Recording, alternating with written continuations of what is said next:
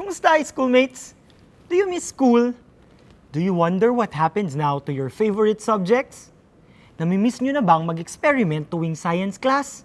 O ang gumuhit at lumikha tuwing art class? Well, we are bringing school to you. Tara, let's explore the wonders of nature. Do you want to hear the story of our universe? Have you ever asked, what makes living things alive? Or how about, where does the color blue come from? Hold tight, because you're gonna learn these and more here at Mind School Online. Welcome to Mind School Online. I'm Mind Mover Mario, one of your friends here in the Mind School. I'm your host for this season where we are going to talk about all the stuff that matters. Matter! We Mind Movers are the resident scientists of the Mind Museum. In fact, nandito tayo ngayon sa Earth Gallery ng museum. Here at Mind School, we love hearing and answering your questions. Subscribe to watch our premium videos and join the discussion. There's something here for everyone, kaya sali na! You may have heard that matter is anything that has mass and takes up space. But what does that mean? Look at the objects around you. Are they heavy or light? Do you think they take up space? You, me, the device you're using to watch this video, the air you breathe, the water you drink, are they made of matter? And if the answer is yes, then what is not matter? How do you know if something is made of matter or not?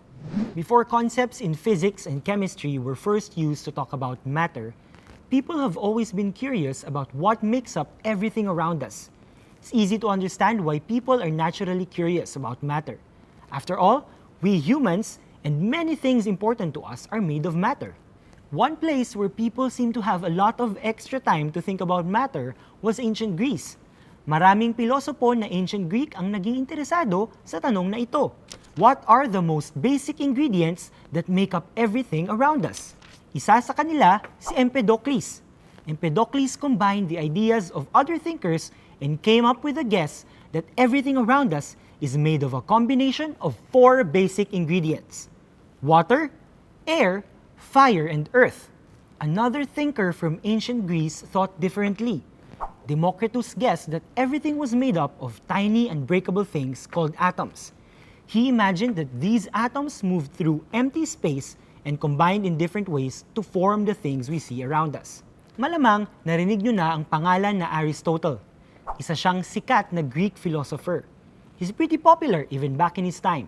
Between Empedocles and Democritus, he thought that Empedocles was correct.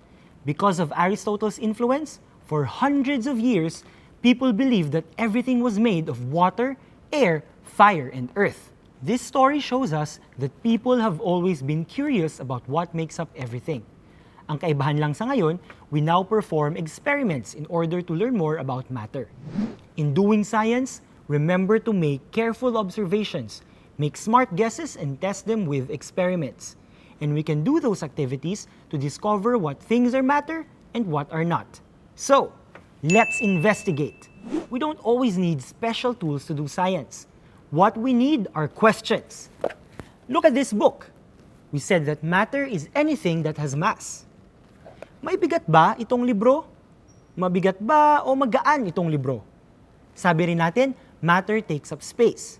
So if I put this book here, can I put something else in the exact same spot without pushing the book away? I brought with me some more things from home so we can see if they have mass and if they occupy space. So again, let's investigate. Here are the things we have: a book, a feather, water inside the glass, air inside this balloon, and light coming out of this flashlight. Sometimes it's easy to check if something has mass. Just try to pick it up. This book, it's a bit heavy. On the other hand, literally, this feather is lighter than the book. Sometimes, it's not that easy to know the mass of something. Let's consider the water inside this glass. If I lift the glass of water, it feels heavy, but that just might be because of the glass, and not really because of the water, right? Good thing there are simple tools we can use to know if water has mass. If you have a weighing scale at home, like this one, try this experiment with me. First, Put an empty glass on the weighing scale and record the mass of the glass. Remember that recording what you observe is a very important part of doing science.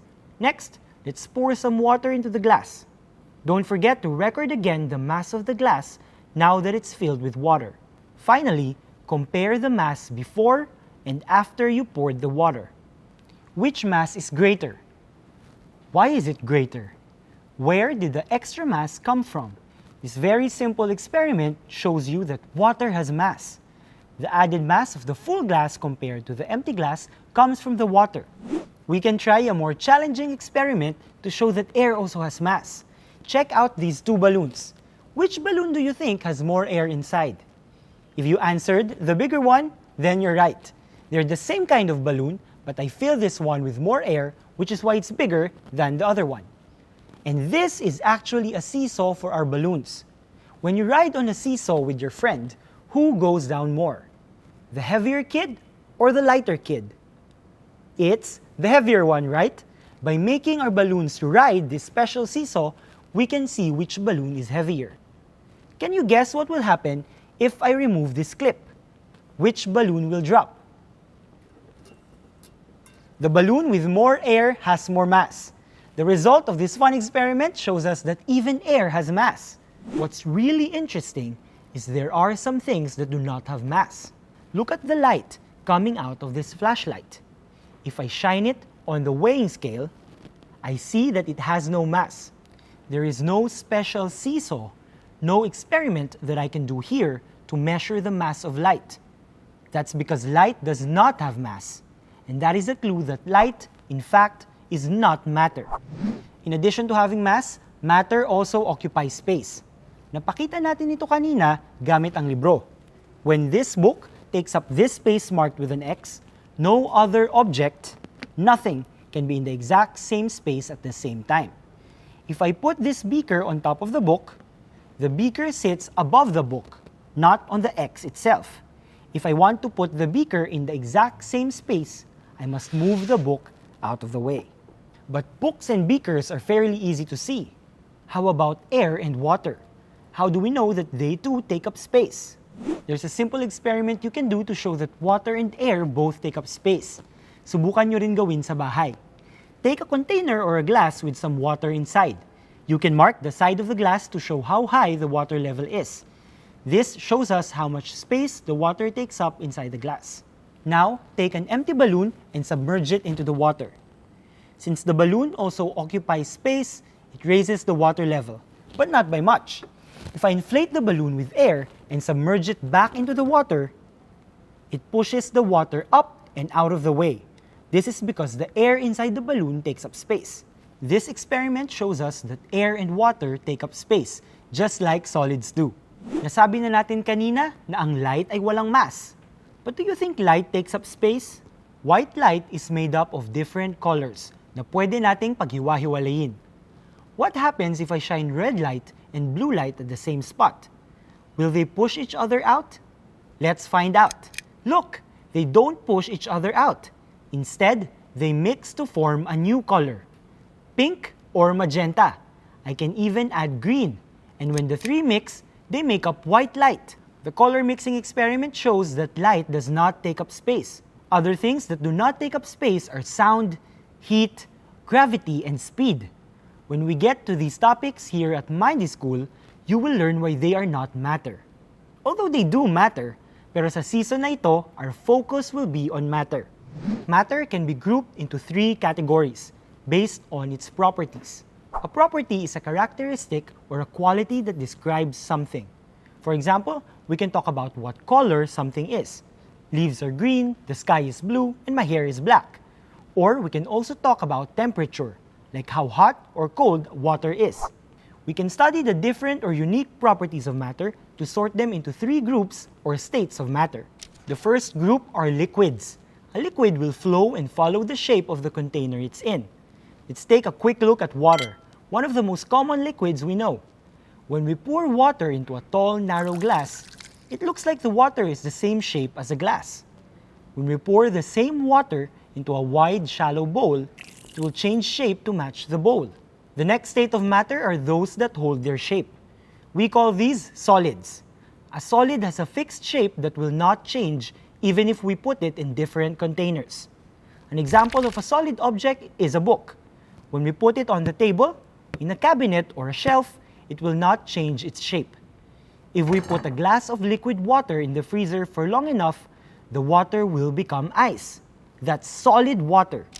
Some solids are so small that we might confuse them for liquids. For example, we can hold grains of sand in our hands, and if we pour enough sand into a container, it seems like it flows and follows the shape of the container. But sand is actually made of many small particles or pieces of solid, and each grain of sand will not change its shape. The third group are gases. A gas will fill up all the space inside its container. It can be a bit difficult to imagine what a gas is because it's usually invisible. But we know that gases exist because we can blow air into a balloon. The air in our atmosphere is made of different gases, and we can feel that on our face on a windy day. Another example is this. If I pour my liquid water into a kettle and heat it up, it becomes wispy and seems to disappear into thin air. This is water vapor, gaseous water. Whew, that's a lot of matter. Let's take a break, and while we're at it, can you think of more examples of solids, liquids, and gases? Magandang araw mga schoolmates! Ako si Mind Mover Megan at ako ang inyong makakasama dito sa Art Cart. Here at Mind School Online, we don't only learn science, we also get to make art.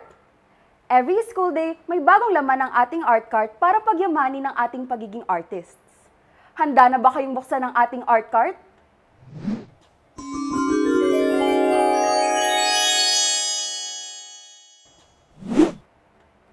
Kumusta, schoolmates? Ako si Matty, a sensory bottle buddy. Hi, Matty! I am matter, made out of solids, liquids, and gases. And I want you to know that you matter. Thank you, Matty! Are you wondering how Matty came to be? Do you think we can mix matter? We certainly can. Let's see what the art cart brought us today. Here are the things we have. We got some pebbles, marbles, some powders, food coloring, some cooking oil, a pitcher of water, liquid soap, and a balloon. Just like in science, making observations is also important in art. We use our eyes to see, ears to listen, hands and skin to touch and feel, nose to smell, and tongue to taste. Maybe we can try grouping these objects into solids, liquids, and gases before we start making our own sensory bottle buddy.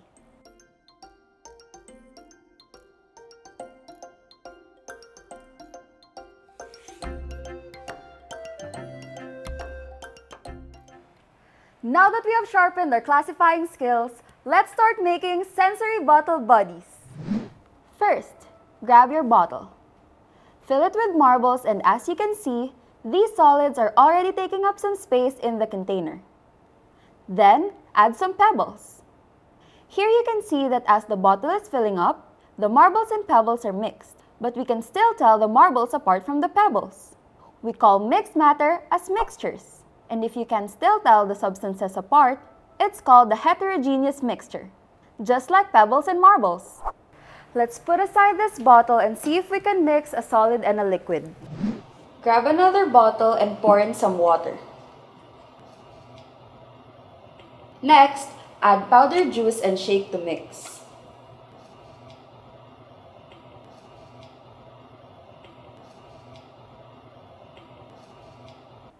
What do you observe? Can you still see the powder? It seems like the bits of powder have disappeared into the water. But we know it's still there because the water changed color from colorless to red.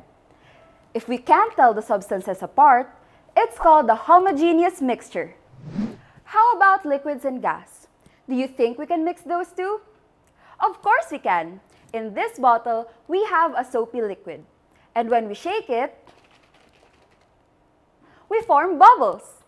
If we look closely at Matty, we can see that the liquids inside are not mixing together. This is because the two liquids are oil and water. You can put whatever you want into your sensory bottles. Make them as colorful and creative as you want. If you add a balloon filled with air, Your sensory bottle can be like Matty and have a solid, a liquid, and a gas. Did you enjoy your time by the art cart? See, we can have fun while doing science too. You may be wondering, why do we need to learn about matter? If you think about it, almost everything around us is made of matter. It's useful to know what everything is made of so we can use what we know about its properties and do amazing things with all the matter around us. We can make ice from water, cook our food, and mix colors of paint to make art. But before we wrap up our school day today, let's recap on what we've learned. Matter are the things that have mass.